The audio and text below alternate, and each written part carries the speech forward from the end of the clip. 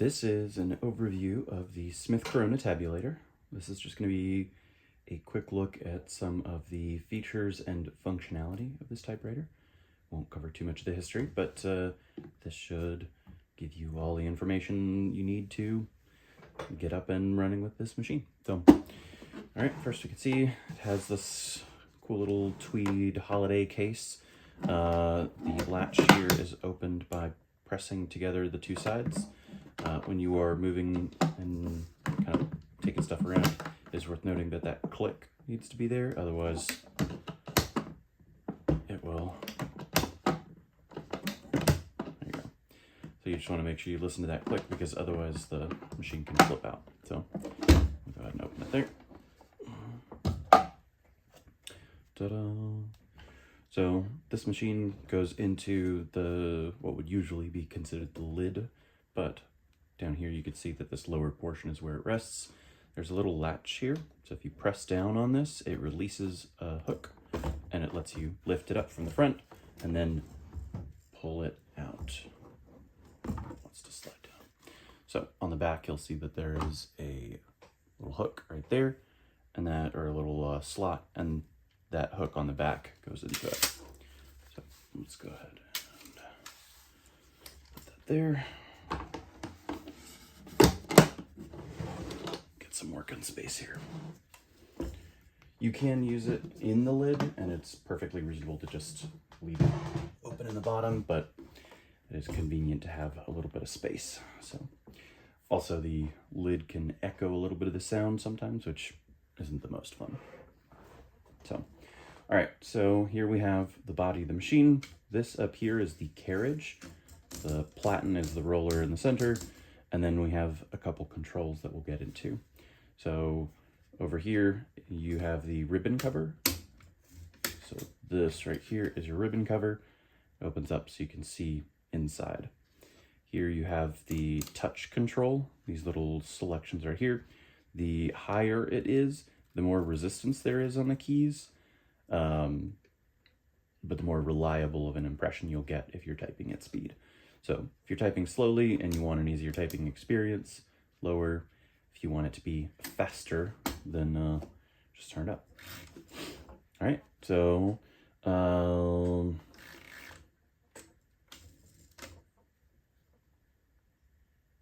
yeah, let's go over some of the basic controls. So these platen knobs allow you to advance the platen roller. So if you were to feed paper in from the top, you could then roll it around. Here you have these little paper arm fingers. These are what holds the page to the platen. Over here you have your line selector, so you can have one line. So when you use the return arm, it advances one space, or you can pull it towards you and it will then advance 2 spaces. Over in the back, it's kind of hard to see, but this lever, it's available on both sides, but this is the carriage release. So if you press this, you can then move the carriage around. Back here, you have another one that kind of activates there. So this is a carriage lock. So if you press this down, it moves into a slot over here, and then the controls are kind of blocked up. This is supposed to be where it sits for transport. And it also makes sure that the lid doesn't close on the platen knobs. Over here, there's a little pull-out knob. If you pull this, this is the like free lock. So it unlocks the line lock. So here you can hear that it's clicking through these ratchets right here. But if you pull this out, then you can do like a fine adjustment. So if you wanted to do like half line spacing for some specific, adjustment, you can get it to just the right spot with that. If you do put this into the lock position, you can just pull it out by pushing the carriage to the right. Over here on the left, you have your left margin line set. So you could set whatever you want your left margin to be so that you can put your paper in exactly the right spot without having to move your margins. By default, your margins will be adjusted by moving these two buttons right here. So let's do, so if you push in on the top button right there, you can then slide it, and you can slide them up to the center line here, but now you can see that it has to stick between the two of those. So while we're back here, you can also see these are your tab stops. So these little clips, you can just put them into this tab rack. This is where the Tabulator name comes from. Then you can press the tab button and it moves to the next tabbed position. You can hear the bell dinging as it gets to the end of the margin. So. Last control, this guy right here is your paper release. So if you're feeding in paper and you, let's get stuck there. Let's say feed in your paper.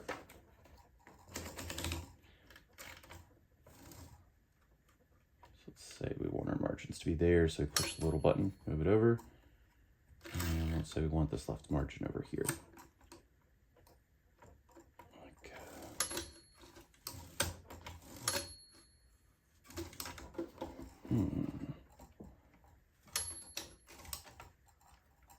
that one's a little soft, so the right margin seems to be skipping past its position. It should stop right there, but it seems to be, you can see that.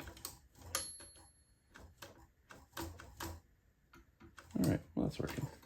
All right, so the paper fingers hold it into the position.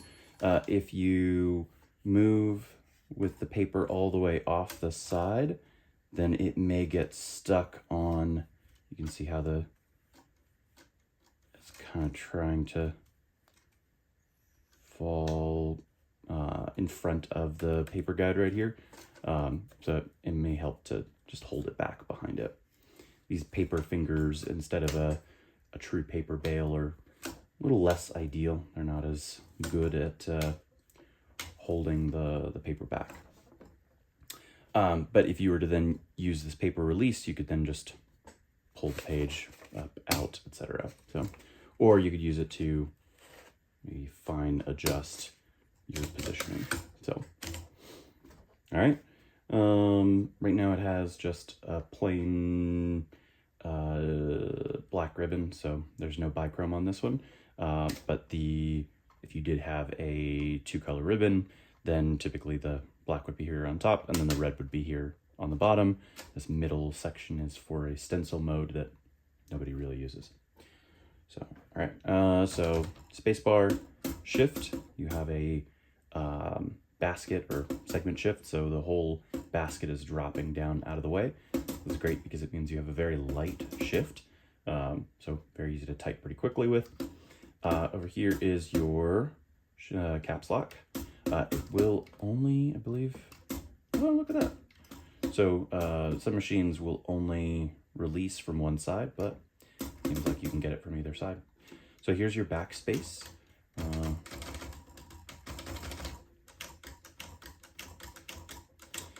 Typically requires a little bit more force than the rest of the controls. As we covered before, here's your tab.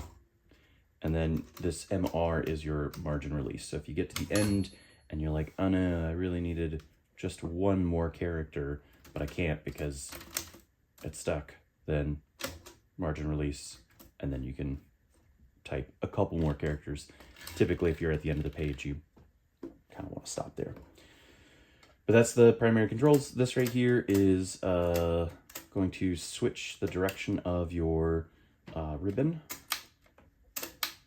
This is useful for, at the ends of the ribbon, there's a pair of eyelets, and they catch these guys right here, which will then switch the ribbon direction. But if it is getting stuck because the eyelets managed to pass through, you can just press that to switch it. So, yeah. That is all of the major controls on here. So it would help if I moved it out of stencil mode.